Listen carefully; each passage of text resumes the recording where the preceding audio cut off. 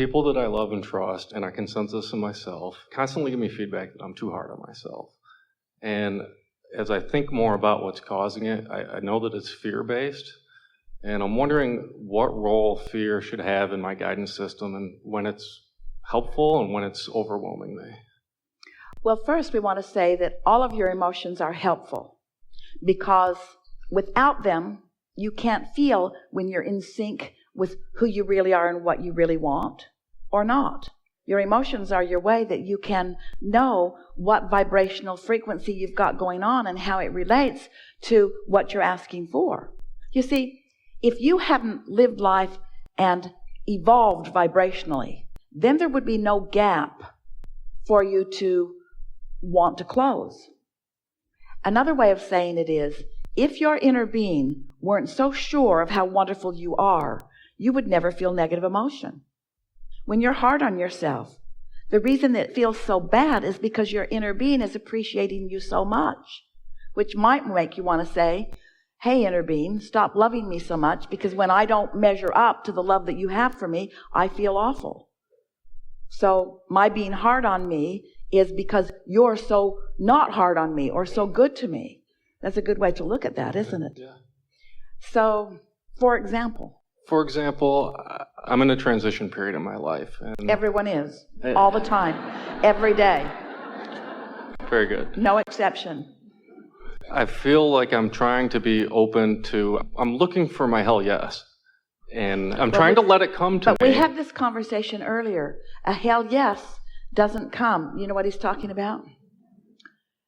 Esther has a friend who wrote a book some years ago, Why Your Life Sucks and What to Do About It. Alan Cohen. And there's a segment in it that if it's not a hell yes, it's a hell no.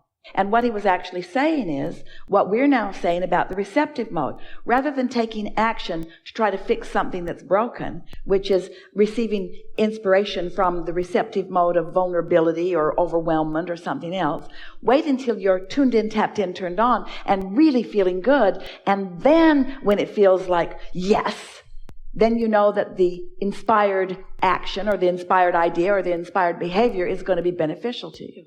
Okay. And so that's why you want to be aware of the way you feel before you follow the impulse, because you're getting inspiration all day, every day. So I guess I'm just wondering, is fear clouding signals that I may be having? Fear is not clouding anything. Fear is your indicator that you've made a cloud. Can you tell me more? Fear is your indicator that you're thinking about something very differently than your inner being is thinking about the same thing. So we talked about part of this earlier. You're not ever going to really feel the empowerment of something, the yes, unless there is momentum. And you're not ever going to get momentum going if you say, I want it, but, I want it, but, I want it, but. You've got to stop doing the countering thoughts in order to allow the momentum to proceed enough that you really feel the vibration of it. But, you see, you're really going to like this. You all are. So, let's say that there are 5 things that are pretty important to you in your life experience. And 4 of them are going quite well, and you take pleasure when you think about them.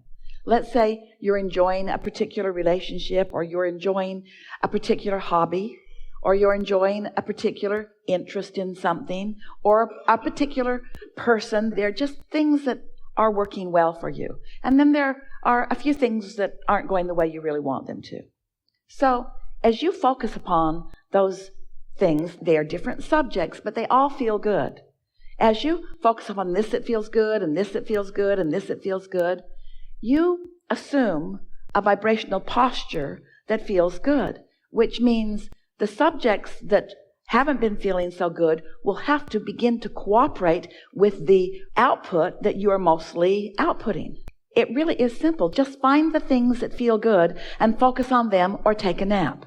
Find the things that feel good and focus on them, or take a nap. Just don't give airtime. Don't broadcast about things that don't feel good. Because when you broadcast about things that don't feel good, then your vibration gets all wrapped up in that, and what you're broadcasting becomes your point of attraction, and then your introducing contradictory energy to anything. Notice, now, pick some subject that is important to you, some subject of interest, doesn't matter what it is, and give it to us. My career. So what is it? I don't have one.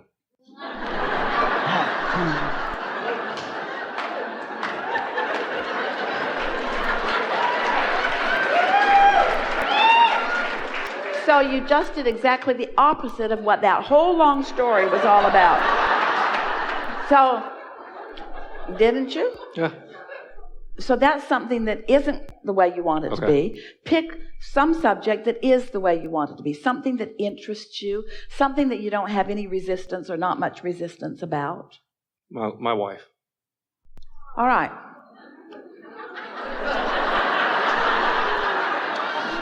We'll deal with you later.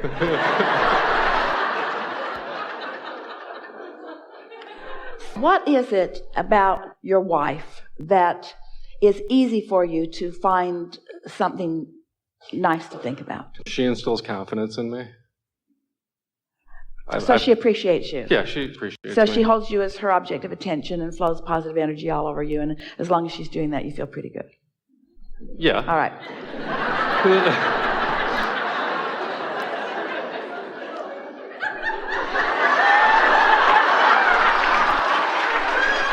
We're just playing with you because that's the conversation that we had earlier. So, what is it about her, other than the way she is holding you up, that you are enjoying? I feel ease when I'm with her. All right, so what else? Is she fun? She's fun. Yeah, we have similar interests. Is she clear-minded?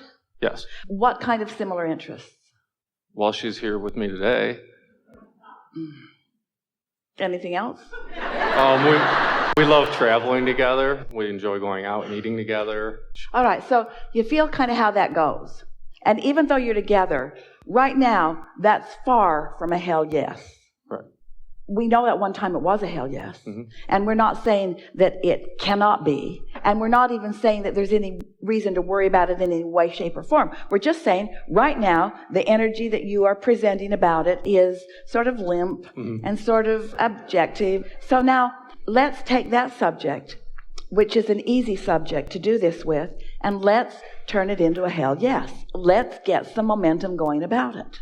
Let's focus on it until you can feel momentum going about it. So, do you remember how you felt when you met? Vaguely. It was a long time ago. I was young. I was 8th grade.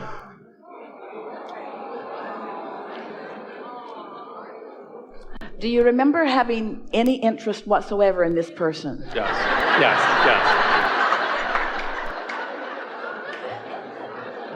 Did you say, I have no idea why I'm even saying this, but why don't we go somewhere? Is that how it happened? Yes. It was a long.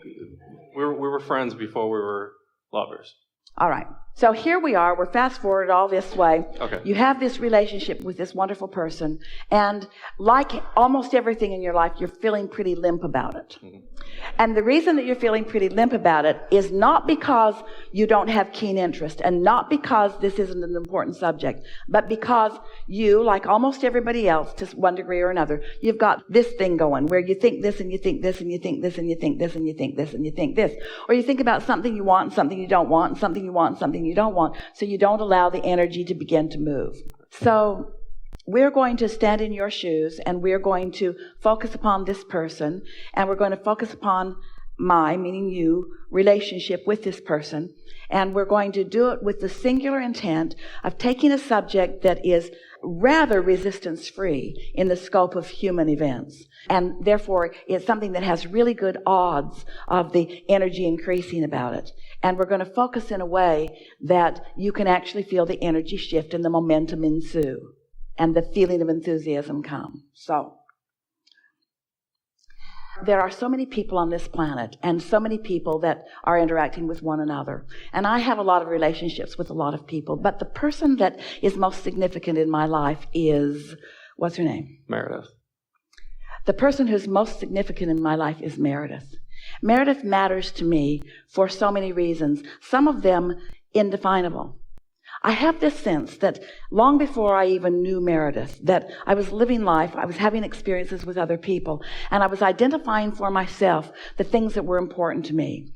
And Abraham is putting these words in my mouth, but I can feel that there were intentions that I garnered from the life experience that I lived that caused me to ask for the specifics that Meredith answers, and they were in my vortex. And if there is something that is meant to be, that must surely be what it is, because my life caused me to ask for these things, and the meant to be-ness of it brought me Meredith. Now, at first, it didn't feel that important or significant to me, because it honestly just felt like the next logical step. I'd done such a good job, sort of in my innocence of youth, that I'd put things in my vortex without even knowing that I'd done it. And the universe began doing what it does, bringing together the cooperative components. And there was, standing before me, this wonderful, wonderful, wonderful being who was in many ways just the next logical step, and in other ways the answer to everything that I had been asking for. Not just what I was asking for that far, but I came into this life experience intending to have such a partnership.